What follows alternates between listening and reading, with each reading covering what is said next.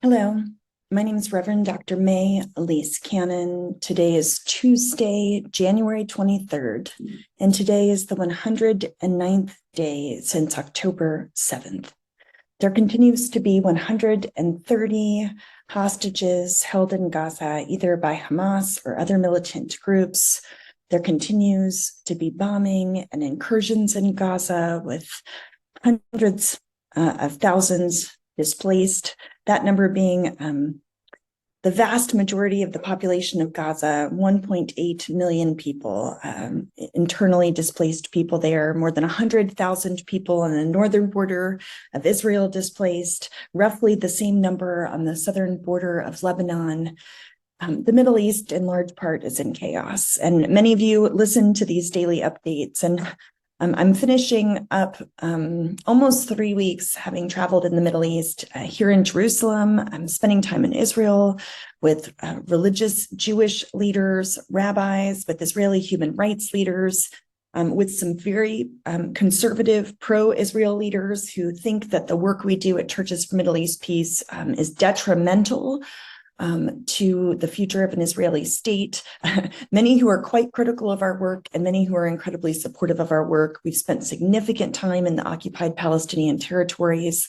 The last couple of days, I've driven to villages throughout occupied Palestine and had the opportunity to talk to Muslims and Christians, villages that are just 20 or 30 minutes away from major Palestinian cities like Ramallah, sometimes take hours to get to. And so it's been a great privilege to be able to be with people we love and know here, Jewish, Muslim, and Christian. And yet, what a devastating time full of trauma, full of fear. There's great concern about what's going to happen next. And in the meantime, the international community and the United States is saying, we're trying to prevent a broader Middle East war. And as we traveled in Jordan and Lebanon, and as our trip to Iraq was canceled because of the bombing there, and as there was bombing between the Houthis in Yemen and the United States and the UK, one of the things that's become clear is that this is already a broader Middle East war. The idea that the war between Hamas and Israel is limited to that, it already has had a devastating effect on the population of Palestinian civilians in Gaza. And it's having a devastating effect on the civilian population in the West Bank as well. The big concern is that what if this escalates and boils over to the West Bank? And our friends in occupied Palestine, in East Jerusalem and in the West Bank, they're saying that the realities there are worse today than they have been since the Second Intifada. And I didn't really understand what that was like until traveling and spending time with them there. And then when you look at the broader Middle East, you have an economic crisis in Lebanon. In Jordan, the situation is paying close attention to Gaza. And the world is paying attention to the United States and others as well, and asking the question of when is enough going to be enough? When are we going to say enough killing, enough death? So the world is watching and waiting for the verdict from the International Court of Justice as South Africa has brought Israel the question of whether or not Israel's attacks on Gaza constitute a genocide. And in the meantime, the 2.3 or so million people who are living in Gaza continue to suffer with limited access to water, food, and basic needs. So in the middle of that summary, where is there hope? And I felt like the last couple of weeks, my heart and soul and mind fluctuated between seeing great hope and being caught in the middle of utter despair. And yet, as people of faith and myself as a person who follows Christ and Jesus and is a Christian, I believe that hope is having faith in that which we do not see. And so we have hope even when you're driving through the West Bank and there are settlements everywhere. And you wonder, is there an answer to this question? Is it one state and equality and human rights for all people, or is it two states? The conversation in the international community now is that two states is the only answer. There's in many ways, and in recent history, there's never been more division between Israelis and Palestinians. There's so much distrust. There is so much trauma.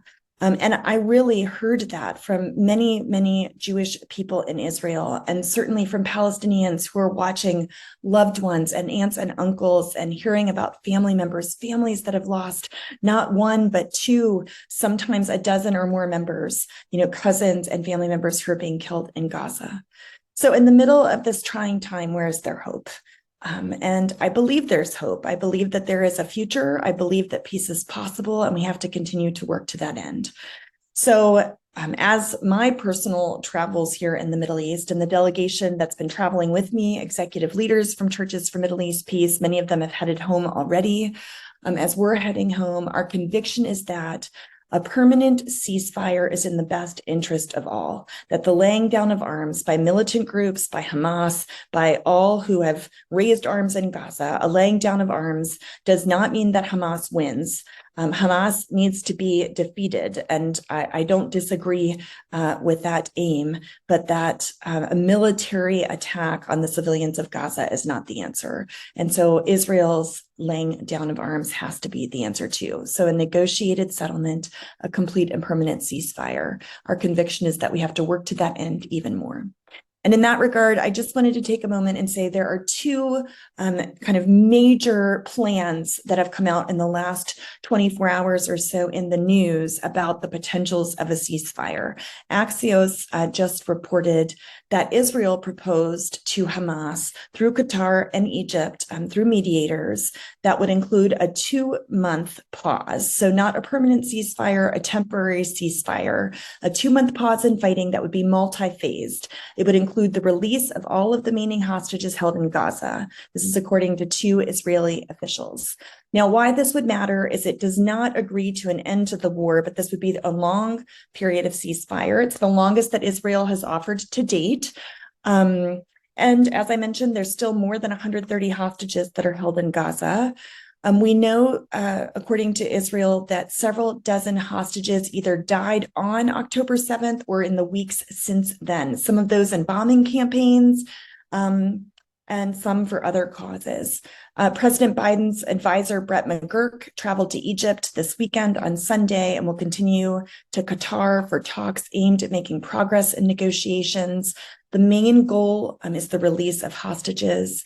Qatari and Egypt mediators, Egyptian, have been trying for weeks to bridge the gaps between Israeli mediators and Hamas parties in order to make progress towards a deal.